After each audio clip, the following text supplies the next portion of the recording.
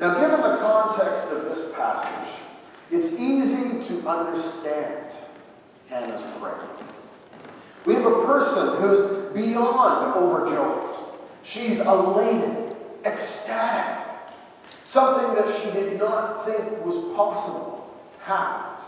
Something that she didn't think could ever happen came true. And she gained herself through that a place. She was the outsider looking in, even though she was loved by her husband, even though he cared for her deeply and compassionately, and had more than pity for her, but a heart full of love. Still, she was an outsider.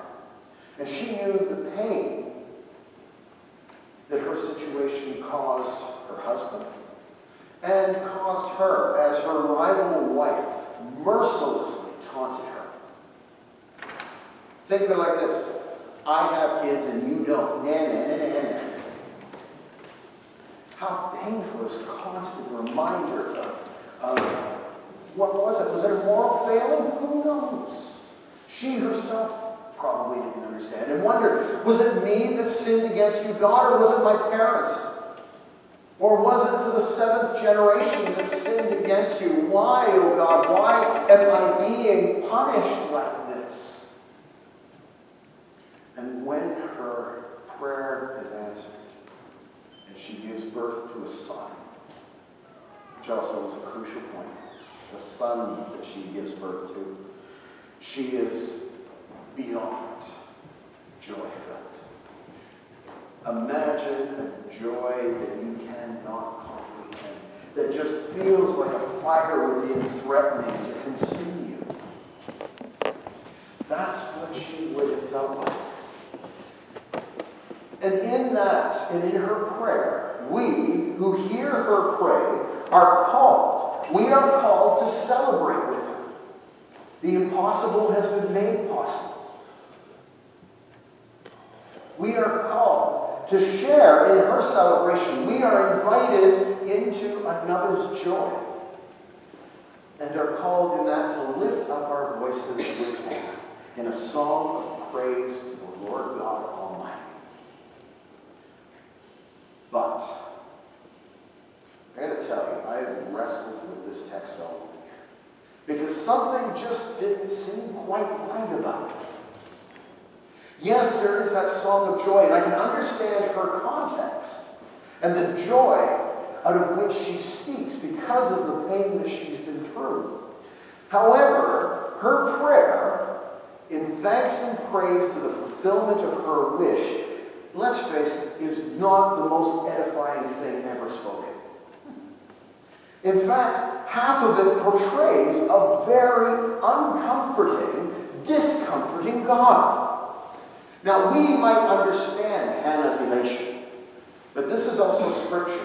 This isn't just a story that's been handed to us. This is God's Word, given to us to perceive the holy and to live into the work of holiness ourselves.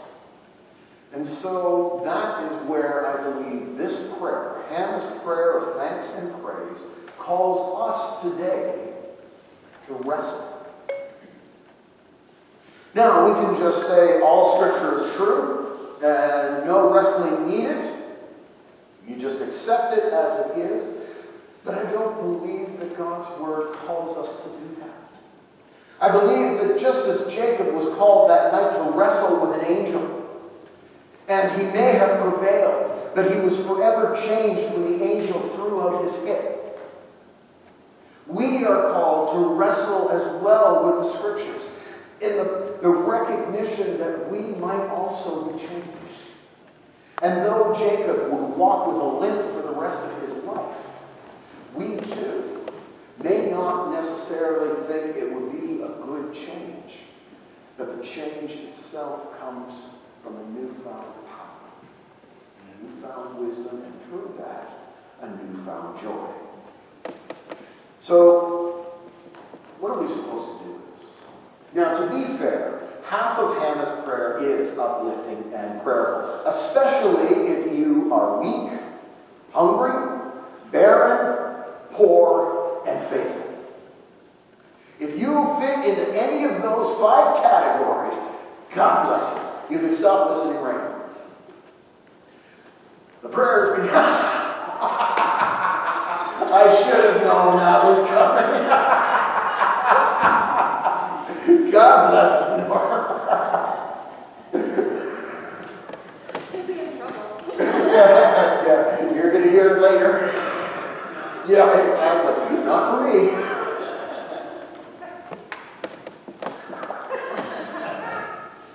So, if you are weak, you will be made strong. If you are hungry, you will be given second helpings. If you are barren, you will get a house full of children, not just 1 or 2, not just a millionaire's family, but a house full of them. If you are poor, you will be placed on your feet again. And if you are a faithful friend, you will be cared for. So, if you're in any 5 of these categories, God bless you. Now, this prayer is for you. Nothing disturbing or even untoward in any of this. In fact, Jesus himself will repeat each and every one of these themes throughout his ministry. The Beatitudes themselves, blessed are you who are poor. Blessed are you who are hungry. Blessed are you who hunger and thirst for righteousness. Every one of these themes Jesus himself will lift up in his ministry. The Gospels do show a bias toward the poor and toward the outside, the one on the outside looking in. And in fact, in many ways, Jesus himself was just that, an outsider. So his ministry was to those who understood where he was coming from, and he himself understood those whom he called. But it's important to note in this that Hannah doesn't just lift up the lowly. She lowers the others. So, God help you if you are strong, for you will find that your strength has been smashed. And that's the violent imagery in it as well. God help you if you are well fed, for you are going to go hungry. That one scares me. God help you if you are the mother of many, for you will be bereft. There's a sense that the blessings that you have, like Job's, are going to be taken away from you. And we call this God's Word. Now, we can understand this from Hannah's point of view. Yeah, the one who has received such an incredible blessing. But this is supposed to speak to us of who God is. Now, from a human perspective, this may not automatically disturb you, because quite often we see justice as a turnaround, as flipping the situation as if flipping a coin and going to tails instead of heads. And we call that justice. But is a turnaround really justice? Is an attitude of what you once had is now gone, so that one who didn't have now has? Is that just? So the problem is that it maintains the situation. Somebody has, somebody does not. Somebody is well fed, somebody is hungry. Somebody is poor, somebody is rich. Somebody has children, somebody doesn't. As if there has to be a balance in the universe, and that if justice is going to prevail, it all has to be flipped over. That's not true justice. True justice, according to the scriptures themselves, means that all have their needs met. It means that all, not just some, are living in true freedom. As the prophet Micah says, everyone will rest under their own fig tree. Everyone. Not just those who didn't once have a fig tree. Everyone will rest under their own fig tree, and no one shall be afraid. This is true justice. And so we are called in that to wrestle with Hannah's prayer. Now, I'm not going to tell you what you should think about it. I'm just going to call you to go home today. Go home and read it again. Put it aside.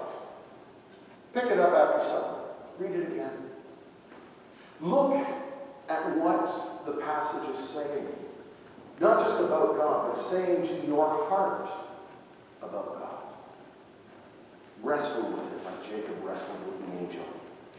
And by the way, if you're wondering how Hannah lived out this incredible gift given, you might be surprised to hear this. She left her boy at the temple. She left her boy Samuel at the temple to become a servant and a protege to the high priest Eli. And he would grow in stature and wisdom of the Lord and would become the first prophet of the nation Israel.